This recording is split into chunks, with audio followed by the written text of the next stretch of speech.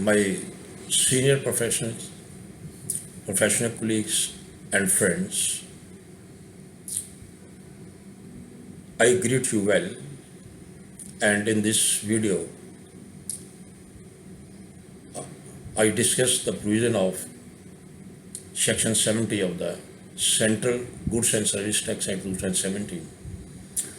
There is a chapter 14 in this act regarding inspection, search, seizure, and arrest, and provisions contains from sections 67 to 72, and one of the section is 70, which deals with the power to summon the persons to give evidence and produce the documents.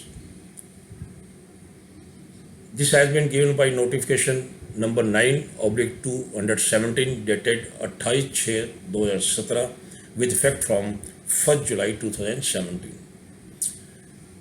Under this section 17 clause 1, the proper officer shall have power to summon any persons to produce the documents, to show his personal attendance, and give the informations as the proper officer deemed necessary in the same manners as provided in the case of civil court under the provision of the Code of Civil Procedure 1908. It is important to note the word used in this clause, in the same manner as provided in the case of civil court under the provision of the Code of Civil Procedure 1908. The powers of summoning are earlier also is there in the provision of section 131 of the Income Tax Act 1961 and section 14 of the Central Excise Act 1944, which was subsumed under section 70 of this act, and section 108 of the Custom Act also has those powers. But while granting this power, this word of civil court was not mentioned. Therefore, if someone is issued and person does not compile, then the department left with no alternative except to move to the court and enforce his attendance necessary.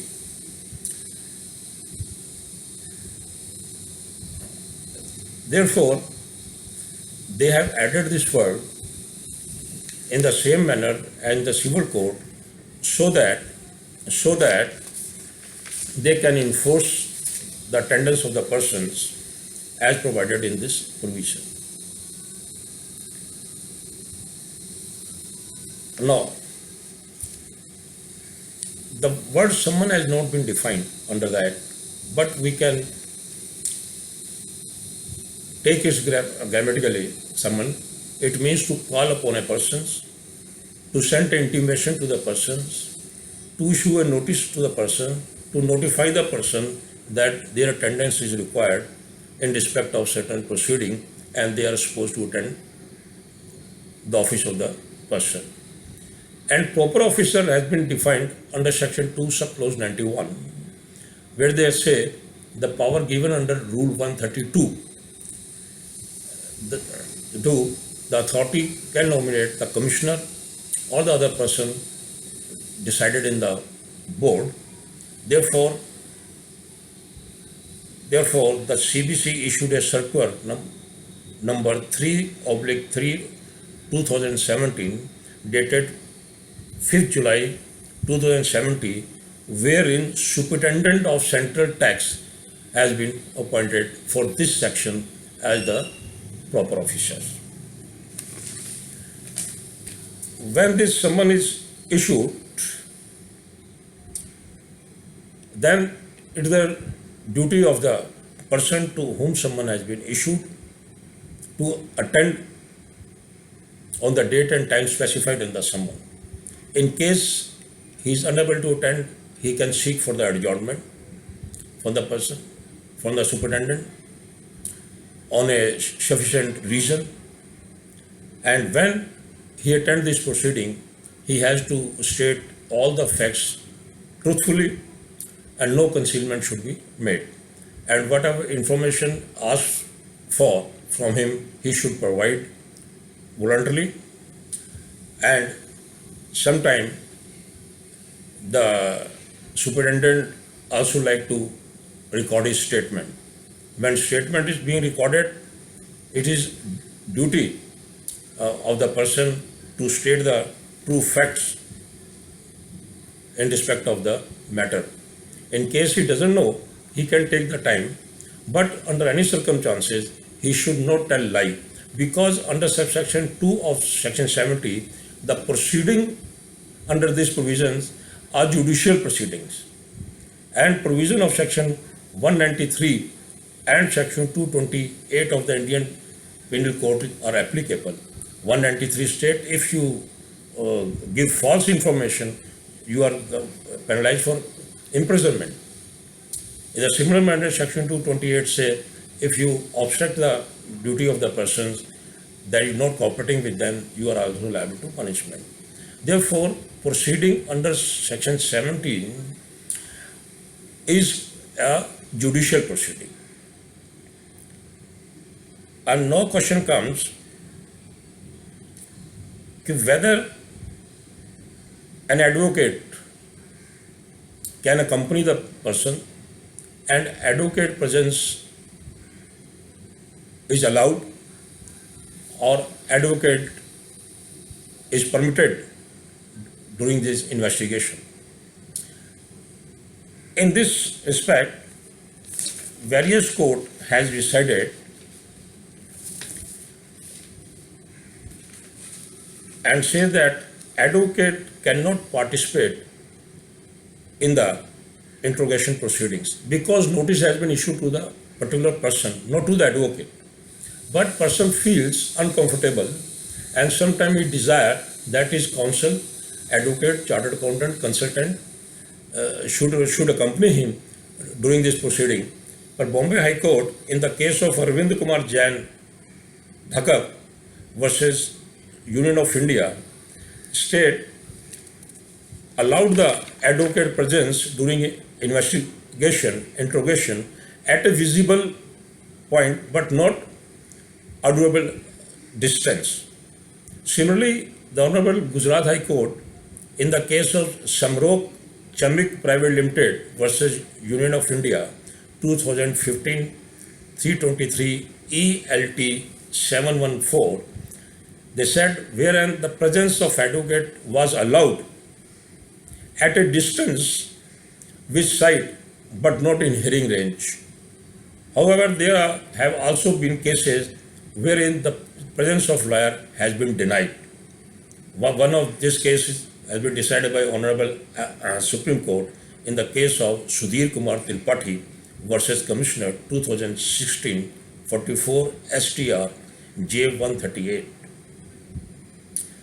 In another case, Honorable Gujarat High Court, the case of Sudhir Kumar Agarwal versus Director General of GST Intelligence, wherein it was held that presence of lawyer cannot be allowed to the petitioner at the time of questioning or examination of the case. And in this respect, another judgment of Sudhir Kumar Agarwal of the Honorable Delhi High Court, wherein earlier the High Court on the reference of Nandini Satpathy case decided by the Honorable Supreme Court allowed the presence of the advocate in the proceeding, but subsequently department moved to the Honorable High Court for amendment of this order, and this order has been amended on the basis of the another Supreme Court judgment in the case of Pool Pandey versus Superintendent Central Exide and others, 1992 Air 1795 Supreme Court, and the Honorable Delhi High Court wired this modified order dated 6/11/2019 modified its earlier order and held that lawyer cannot be allowed to the petitioner at the time of questioning or examination by the officer of the department. So therefore, it is settled proposition that advocate, consultant, chartered accountant cannot be allowed at the time of interrogation of the persons, because normally courts never interfere at the summons stage in the investigation unless there are exceptional circumstances, as held in the case of CC versus Export 207 207 and 212 ELT 165 by the Honorable Supreme Court. And another Vijay Sanjani versus Union of India 2017 345 ELT 323 Supreme Court held that counsel would be allowed and present within visible distance but beyond the hearing range. These were the provision in respect of the presence of the advocate. Now, in one of the case of Om Shiv Associate versus Union of India in the Madhya Pradesh, whereas the petition was filed for quashing of the notice under Section 70 on the ground that department cannot issue the notice under Section 70 unless the proceeding under Section 73 has been taken and completed. The Honorable High Court declined this request and thus held that the department has right to issue the notice under Section 70, issue the summons under this section without taking the proceeding under Section 73, subsequently for ascertaining the demand against the cessation. In one of the case, when this summon was issued under Section 70, the department simultaneously issued a notice to the bank for attachment of the bank account of the cessee under Section 83. This was held in the case of Cash Impacts Private Limited versus the Union of India by the Bombay High Court. The Bombay High Court, in read petition number 3145 of 2019, order dated 17 January 2020, held that while the summon under Section 70 has been issued, proceeding under Section 70 has been taken up, bank account of the person cannot be attached under Section 83 because the attachment of the bank account under Section 83 has a separate provision and separate circumstances. Under this Section 83, the reference has been given to Section 62, 63, 64, 67, 73 and 74. No reference of Section 70 regarding summons has been mentioned under Section 83 for attachment of the bank account. Therefore, Bombay High Court lifted the bank account and directed the department to not withdraw any money from the bank, and this has been held in the case of Cash Impacts Private Limited, Bombay High Court. Now, the person who is called someone under Section 73 has a right to obtain the copy of the statement he has recorded, has given, the document what the department has taken, and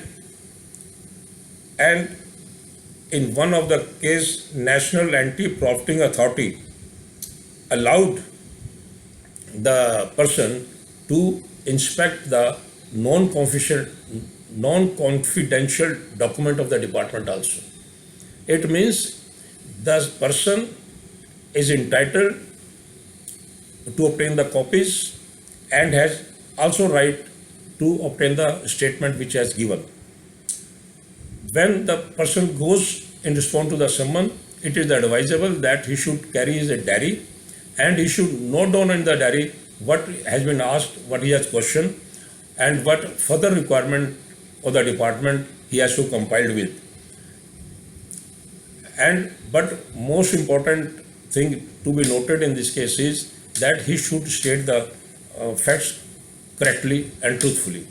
In one of the case, search was carried on and statement was recorded by of Mr. A. And when excess stock was found in his factory, then he said that he has received the material without bill from Mr. B. Then the department started prosecution of Mr. B on the basis of the statement of Mr. A. It is not the law, because if they have to go and believe this statement, then they have to follow the provision of section 136, wherein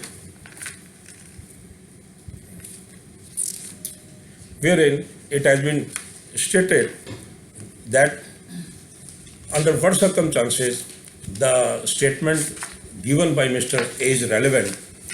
Section 136, small a and small b, there are two provisions. And moreover, the person who is being interrogated on the basis of the statement of the third party, he has right to cross-examine that person also. Because this is a judicial proceeding, and if something is relied upon any witness against the person, then he has right to cross-examine that witness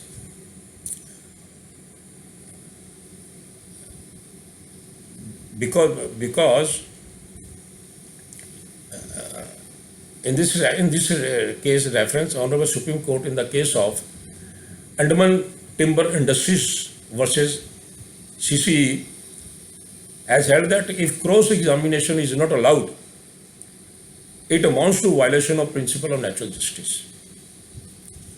Therefore, in the case DB of Delhi High Court, in the case of Vasudev Garg versus CCE, held, while relying upon the observation of the Supreme Court as contained in Swadeshi Politics Limited and Lakshman Exports Limited as the general propositions, there can be no denying that when any statement is used against the cessee, an opportunity of cross-examination of the person who have made those statements ought to be given to the cessee.